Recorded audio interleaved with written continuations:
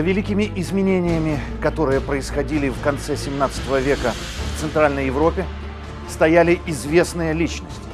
Хан Селим Гирей, султан Мустафа II, Иван Мазепа и царь Петр I.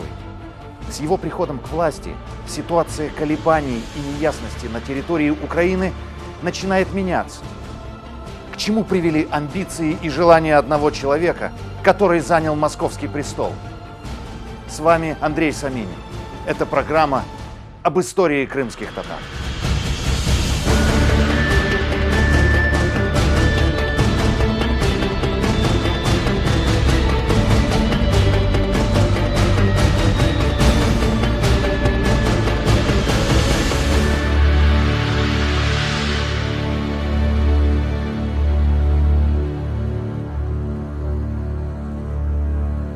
Петр I существенно модернизировал традиционную московскую политику приращения земель.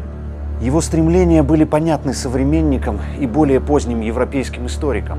Перед молодым царем стоял выбор – Балтику добывать или Черное море. Гетман гарантировал легкую победу. Наступление русских уже шло полным ходом, когда хана практически силой лишили возможности руководить обороной Крыма ради очередного похода, предпринятого новым султаном Мустафой II. Селим Гирей подчинился, но во время его отсутствия пали Эскитаван, Арслан-Кермен и Кис-Кермен, а Шах-Кермен был сожжен.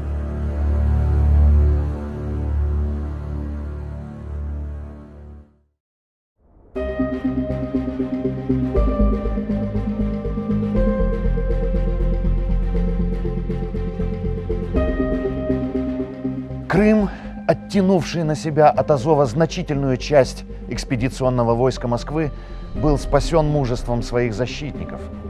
Остальных же стрелецких и солдатских полков, ушедших на Азов, оказалось недостаточно для того, чтобы взять эту крепость. Натиск с севера в очередной раз удалось отбить, но Селим Гирей думал уже о будущей кампании. Находясь вдали от Крыма, не имея никакой возможности вернуться в свой горящий дом, он писал новому султану: цель злоумышлений этого неприятеля не один Азов. Он велел выстроить 100 кораблей, вмещающих в себе по 50 стрелков, и готовиться к нападению с моря. Если великий Господь не откажет Азову в своей милости и благоволении и не защитит его от врагов, то ладно.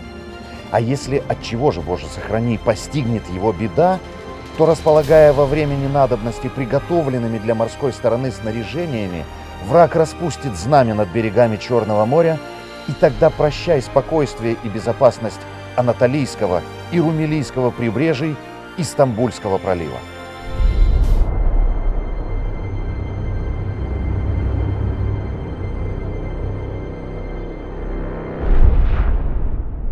Здесь важно выделить два мотива.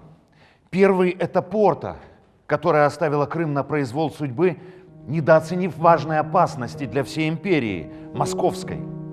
Второй был связан с невозможностью хана покинуть турецкий лагерь без позволения султана. Гирей явно не надеялся, что Крым в состоянии в одиночку устоять перед многократно превосходящими крымских татар не только численностью, но и количеством артиллерии и оружия русскими. Но как только Мустафа II дал такое позволение, в сентябре 1695 года Селим Гирей I вернулся в Крым.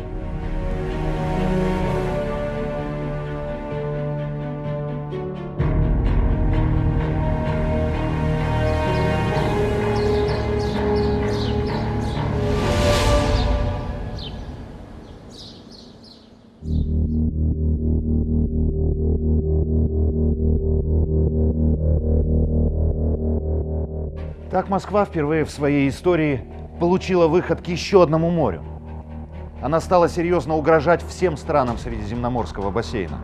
Теперь стало очевидным, что русские закрепляются на берегах Черного и Азовского морей, имея далеко идущие планы. Разгневанный султан приказал казнить командированных в Азов пашей, а флоту велено было остаться на зимнюю стоянку в Кефе или Керчи. Но вскоре к султану вернулась его обычная беспечность.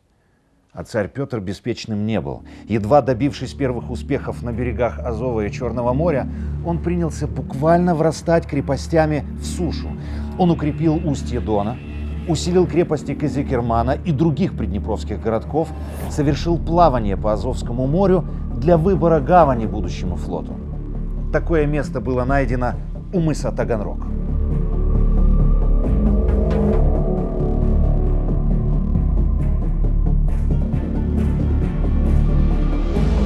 Однако эти приготовления делались с расчетом на дальнюю перспективу, поскольку в марте следующего 1697 года Петр I в составе Великого посольства выехал на запад для подготовки экспансии в Балтийском направлении.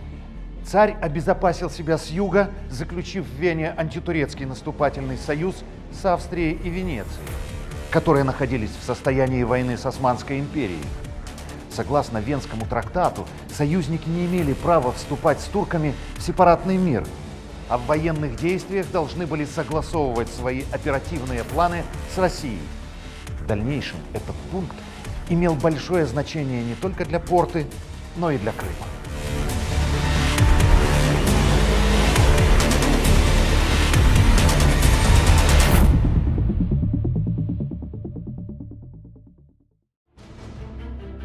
Однако участники Венского трактата, а именно Вена, уже вели со Стамбулом сепаратные переговоры про мир. Это никак не устраивало Петра, только-только начавшего разворачиваться на юге. И он стал готовить новую, уже дипломатическую агрессию, направленную даже не против Турции, но однозначно против Крымского ханства.